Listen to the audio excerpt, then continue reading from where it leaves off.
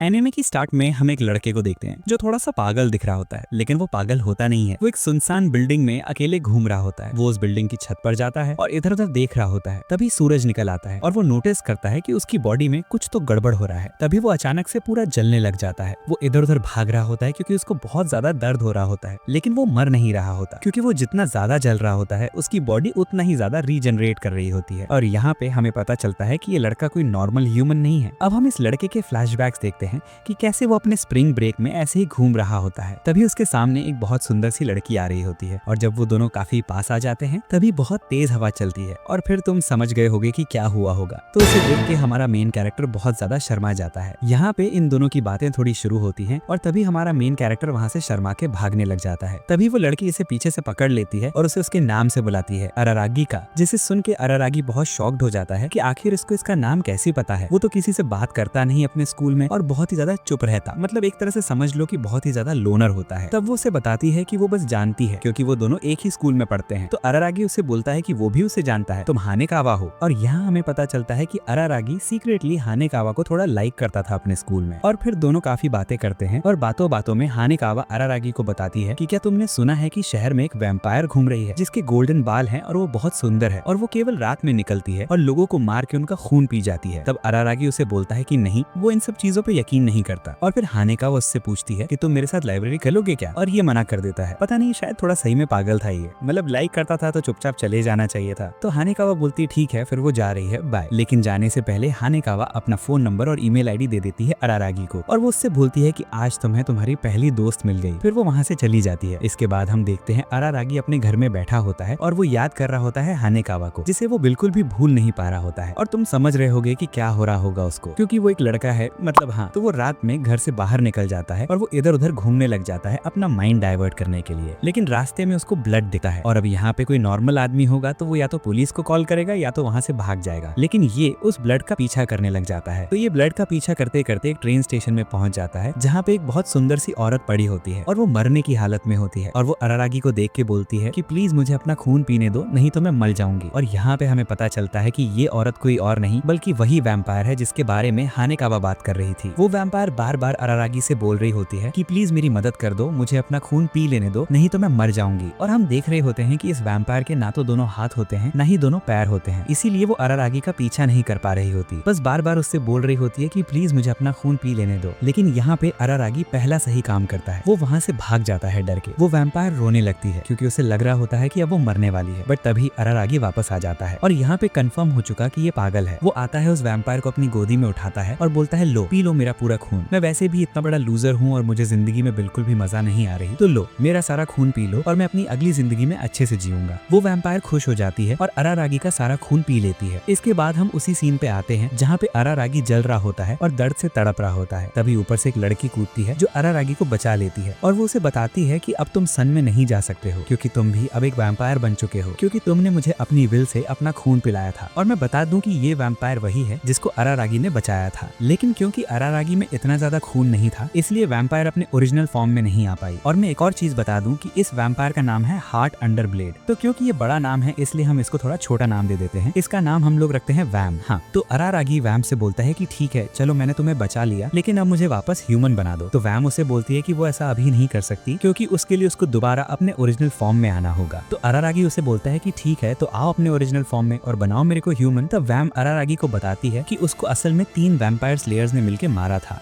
और उन तीनों के पास उसके चारों लिम्स हैं, मतलब उसके दोनों हाथ और दोनों पैर, और जब तक उसको उसके दोनों हाथ और दोनों पैर नहीं मिल जाते तब तक वो अपने ओरिजिनल फॉर्म में नहीं आ पाएगी। फिर वैम उससे बोलती है कि अब एक ही तरीका है, अगर तुमको वापस ह्यूमन बनना है तो तुमको उन तीनों को मार के मेरे चारों लिम्स वापस लाने होंगे। तो अरारागी बोलता है पागल हो गया, मतलब अगर तुम उन तीनों को नहीं मार पाई तो मैं कैसे उन तीनों को मार दूंगा। तब वैम उसे बताती है कि वो असल में इसलिए मर गई क्योंकि वो उस समय रेडी नहीं थी और उन तीनों ने उस पर साथ में हमला किया था। अरारागी इस समय उन तीनों से ज्यादा स्ट्रॉन्ग है, मतलब अगर वो 1 on 1 करेगा उन तीनों से तो वो आराम से जीत जाएगा, बस उसको 3 on 1 नहीं करना है क्योंकि उसमें वो हार सकता है। ये सुन के अरारागी निकल जाता है उन वैम्पायर स्लेयर्स को ढूंढने। जब उसको फाइनली एक मिलता है तब वो नोटिस करता है कि उसके साथ बाकी दोनों वैम्पायर स्लेयर्स भी थे, ड्रामाटर्जी, एपिसोड और गिलोटिन कटर। वो तीनों मिलके एक साथ अरारागी पे हमला कर देते हैं, बट तभी बीच में ओशिनो आ जाता है और वो अरारागी को बचा लेता है। फिर वो दोनों मिलके वैम के पास वापस जाते हैं और वहाँ हमें पता चलता है कि ओशिनो बस किसी की साइड में नहीं है, वो बस ऐसे एक मीडिएटर है जो बीच में रहता है। वो ना तो वैम्पायर्स के साइड है और और न ही ह्यूमंस के साइड है। लेकिन हाँ, ओशिनो बहुत ज्यादा स्ट्रॉन्ग है और वो बस वही करता है जो उसका मन करता है। और असल में उसने ही हेल्प की थी वैम की इस जगह को ढूंढने की जहाँ पे अभी वो दोनों रह रहे हैं। फिर वो अरारागी से बोलता है कि वो उसकी हेल्प कर सकता है उन तीनों से 1-on-1 अरेंज करने में, लेकिन उसके लिए वो 2 मिलियन येन लेगा और इस बात को अरारागी मान जाता है। फिर ओशिनो सीक्रेटली एक वैम्पायर स्लेयर ड्रामाटो जी से अरारागी की मीटिंग सेट करवाता है, जहाँ पे वो दोनों शर्त लगाते हैं कि अरारागी ने अगर ड्रामाटो जी को हरा दिया तो वो वापस करेगा वैम का एक लिम्ब, और अगर ड्रामाटो जी ने अरारागी को हरा दिया तो उसको लेके जाना पड़ेगा वैम के पास, जहाँ पे ड्रामाटो जी वैम को मार देगा। तो फिर दोनों में लड़ाई स्टार्ट हो जाती है और ड्रामाटो जी एक लात में ही अरारागी का एक हाथ काट देता है। फिर वो डर के भागने लग जाता है, बट तभी रास्ते में उसका हाथ दोबारा से रीजनरेट हो जाता है। ड्रामाटो जी उसे बहुत गंदा मार रहा होता है। किसी तरह वो भाग रहा होता है,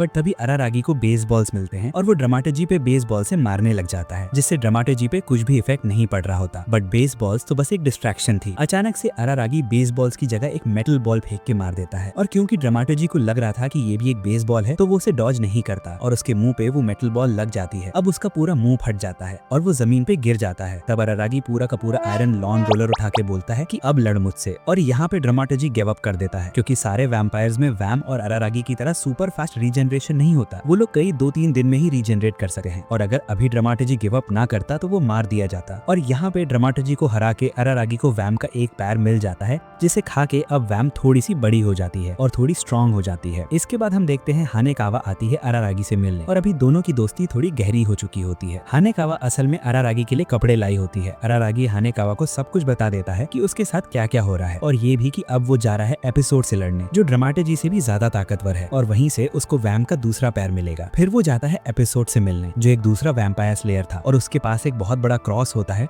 और उसके पास फॉग और मिस्ट की पावर होती है। वो अरारागी को बहुत ज्यादा मार रहा होता है और अरारागी बिल्कुल भी उसके सामने टिक नहीं पा रहा होता। बट तभी बीच में हानेकावा आ जाती है और वो उसे बता देती है कि एपिसोड के पास फॉग और मिस्ट की पावर है। तभी एपिसोड अपने क्रॉस से हानेकावा का पेट फाड़ देता है, जिसे देख के अरारागी पागल हो जाता है और वो एपिसोड को बहुत गंदा मारने लग जाता है। वो उसे उड़ा के लेके जाता है एक स्टेडियम में, जहाँ पे वो बहुत ज्यादा डस्ट उड़ा देता है, जिसमें फॉग और मिस्ट सर्वाइव नहीं कर सकते, और इसकी वजह से अब एपिसोड भी बहुत ज्यादा कमजोर हो गया था। और तभी उसको अरारागी पकड़ लेता है और वो बस उसको जान से मार ही चुका होता है। बट तभी बीच में ओशिनो आ जाता है और वो उसे बताता है कि फाइट ऑलरेडी खत्म हो चुकी है, एपिसोड बेहोश हो चुका है, और अगर तुम एपिसोड को जान से मार दोगे तो तुम हमेशा के लिए एक वैम्पायर ही बन जाओगे। अरारागी उसको छोड़ के उठता है और वो ओशिनो की कॉलर पकड़ के बोलता है कि अगर तुम यहीं थे तो तुमने हानेकावा को बचाया क्यों नहीं। तब ओशिनो अरारागी से बोलता है कि तुम जानते हो मैं किसी की तरफ से नहीं लड़ रहा हूँ, मैं बस एक मीडिएटर हूँ, मैं उसको नहीं बचा सकता था, लेकिन अगर तुम चाहो तो मैं तुम्हारी हेल्प कर सकता हूँ, लेकिन उसके लिए मुझे 3 मिलियन येन और चाहिए, जिसे अरारागी मान जाता है। फिर ओशिनो से बताता है कि याद करो तुम्हारे ब्लड में हीलिंग प्रॉपर्टीज है। ये सुनते ही अरारागी दोबारा से हानेकावा के पास जाता है, जो बस मरने वाली होती है, और वो उसके ऊपर अपना बहुत सारा खून गिराने लग जाता है, जिससे हानेकावा को जहाँ जहाँ चोट लगी थी वहाँ वहाँ वो हील होने लग गई, और वो असल में एक वैम्पायर तो नहीं बनी, लेकिन वो बस ठीक हो गई। इसके बाद हम देखते हैं कि वैम को उसका दूसरा पैर भी मिल गया है और अब वो और ज्यादा बड़ी और ताकतवर हो गई है। अरारागी और हानेकावा साथ में बैठकर बातें कर रहे होते हैं और अरारागी हानेकावा से बोलता है कि वो बहुत डर गया था जब उसको चोट लगी थी और अब वो नहीं चाहता है कि फिर से ऐसा हो, इसलिए अरारागी हानेकावा से कह देता है कि अब तुम मुझे सीधे स्प्रिंग ब्रेक के बाद ही मिलना, क्योंकि उस समय तक मैं नॉर्मल ह्यूमन बन चुका हूँगा, और अब तुम उससे पहले मेरे से मत मिलना, क्योंकि अरारागी को अभी नहीं पता था कि उसके साथ अभी आगे क्या होने वाला है। हानेकावा उस चीज को मान जाती है और वहां से जाने से पहले उसको अपनी पैंटी दे देती है कि तुम ये मुझे वापस कर देना जब तुम मुझे स्प्रिंग ब्रेक के बाद मिलना। पता नहीं क्या हो रहा है भाई एनिमे में। और फिर वो जाने से पहले बोलती है कि तुम खुद सोचो, तुमको तो बस एक आदमी से लड़ना है, मुझे तो यहाँ बिना पैंटीज के घर तक जाना है। और फिर वो वहां से जाने लगती है, लेकिन वो घर तक पहुंच नहीं पाती। उससे पहले उसको गिलोटिन कटर पकड़ लेता है, जो कि तीसरा वैम्पायर स्लेयर होता है, और गिलोटिन कटर के पास ही वैम के दोनों हाथ होते हैं। और अब अरारागी जाके बोलता है कटर से कि आखिर तुमने इसको क्यों पकड़ा, तुम्हारी लड़ाई तो मुझसे है। तब कटर बोलता है कि मैं जानता हूँ तुम बहुत ज्यादा ताकतवर हो, तुमने उन दोनों को हरा दिया, तुम मुझे भी हरा सकते हो, लेकिन मैं अभी हारना अफोर्ड नहीं कर सकता। मैं चाहता हूं कि जैसे ये फाइट स्टार्ट हो तभी तुम गिव अप कर दो, ताकि मैं इस फाइट को जीत जाऊं और तुम मुझे लेके चलो वैम के पास, जहां पे मैं उसको मार सकूं। लेकिन जैसे ही उन दोनों की लड़ाई स्टार्ट होती है, हमारा अरारागी इतना ज्यादा स्ट्रांग हो चुका होता है कि वो तुरंत ही कटर को लपेट देता है और उसे वो हरा देता है। अब यहाँ से उसको वैम के दोनों हाथ भी मिल जाते हैं और वो उन दोनों हाथ को जाके वैम को दे देता है, और अब वैम दोबारा से अपने फुल स्ट्रेंथ में आ जाती है और दोबारा से बहुत ज्यादा स्ट्रांग हो जाती है। अब अरारागी उससे बोलता है कि अब मुझे वापस ह्यूमन बना दो। तब वैम उससे बोलती है कि पहले थोड़ी बातें कर लेते हैं, उसके बाद मैं तुम्हें ह्यूमन बना दूंगी। वो दोनों साथ में बैठ के बहुत बातें करते हैं और बहुत हंसते हैं। फिर अरारागी बोलता है कि इससे पहले वो ह्यूमन बने वो चलो हम लोग कुछ खा लेते हैं क्योंकि मुझे बहुत भूख लगी है। वैम उससे बोलती है कि ठीक है जाओ बाहर से कुछ राशन वाशन ले आओ। अब अरारागी बाहर जाता है एंड उसको लगता है कि ये राशन का मतलब आटा दाल चावल ये सब लाना था, तो वही खरीद के घर ले आता है। लेकिन जैसे ही वो घर आता है वो देखता है कि कटर वहाँ पे मरा हुआ पड़ा हुआ था, क्योंकि वैम अपनी फुल स्ट्रेंथ में आ गई थी। उसकी स्ट्रेंथ को बहुत दूर तक सेंस करा जा सकता था एंड उसी की वजह से कटर यहाँ तक आ गया था। एंड ऑब्वियसली कटर वैम को नहीं हरा सकता था जब वो अपनी फुल स्ट्रेंथ में थी एंड इसी वजह से कटर हार गया एंड अब वैम्प उसको बैठ के खा रही थी। इस चीज़ को देख के अरारागी बहुत ज़्यादा डर जाता है एंड वो नीचे भाग जाता है। अब वो वहाँ नीचे रियलाइज़ करता है कि उसने कितनी बड़ी गलती कर दी है, क्योंकि वैम्प लगभग 500 साल की हो गई एंड अभी तक उसने कितने ह्यूमंस को खाया होगा। एंड क्योंकि अब वो दोबारा से जिंदा हो चुकी है इसलिए अब वो और कितने ह्यूमंस को खाएगी। तब उसे समझ में आता है कि वो कितनी बड़ी गलती कर दिया है, क्योंकि उसने उन तीनों को ही मार दिया जो ह्यूमंस की तरफ से ही लड़ रहे थे। उसको कुछ भी समझ में नहीं आ रहा था कि अब वो क्या करे। तभी उसको हानेकावा की याद आती है। अरारागी हानेकावा को बुलाता है एंड दोनों साथ में बैठ के बातें करते हैं। तब वो उसे बताता है कि उसने कितनी बड़ी गलती कर दी है एंड उसे समझ में नहीं आ रहा कि अब वो क्या करे। तो हानेकावा उससे बोलती है ठीक है अब फिर कोई और उसको मारने वाला नहीं बचा है तो अब उसे तुम मारो। वो वैसा ही करता है। अरारागी और वैम्प में बहुत तगड़ी लड़ाई होती है एंड अरारागी किसी तरह लगभग वैम्प को मार ही चुका होता है, बट तभी वहाँ हानेकावा आती है। यहाँ हमें पता चलता है कि अगर अरारागी को वापस ह्यूमन बनना है तो उसे वैम्प को मार देना होगा। एंड एक्चुअली में वैम्प का यही प्लान था। वो स्टार्टिंग से ही अरारागी के हाथ से ही मरना चाहती थी, इसीलिए उसने ये सब प्लान किया था, क्योंकि वैम्प अपनी 500 सालों की लाइफ से बहुत ज़्यादा बोर हो चुकी थी। तभी उसने ये प्लान बनाया था कि उसको अरारागी जब मार देगा तो वो दोबारा ह्यूमन बन जाएगा एंड वैम्प को उसकी लाइफ से आज़ादी मिल जाएगी। लेकिन अरारागी किसी को भी जान से नहीं मारना चाहता था, क्योंकि अगर वो जान से मार देगा तो फिर वो कैसा ह्यूमन रह जाएगा। इसलिए वो बहुत ज़्यादा कंफ्यूज हो जाता है एंड वो ओशिनो को बुलाता है। ओशिनो की बोलता है कि हाँ ठीक है अगर तुम इसको जान से नहीं मारना चाहते हो तो तुम क्यों ना इसकी इतनी ज़्यादा पावर सोख लो कि ये लगभग दोबारा से ह्यूमन बन जाए एंड ये फिर किसी ह्यूमन को ना खा पाए। एंड क्योंकि तुम इसकी इतनी ज़्यादा पावर सोखोगे तो तुम लगभग एक वैम्पायर बन जाओगे और दोबारा से पूरे ह्यूमन नहीं बन पाओगे एंड तुमको रोज़ जाके अपना खून पिलाना होगा वैम्प को ताकि वो जिंदा रहे। अरारागी इस चीज़ को मान जाता है एंड अब अरारागी और वैम्प दोनों ही ना तो पूरे ह्यूमन हैं और ना ही पूरे वैम्पायर। एंड यहाँ पे ये एनिमे खत्म हो जाती है। टू बी ऑनेस्ट मुझे एनिमे ज़्यादा अच्छी लगी नहीं, मतलब कुछ भी हो रहा है इस एनिमे में।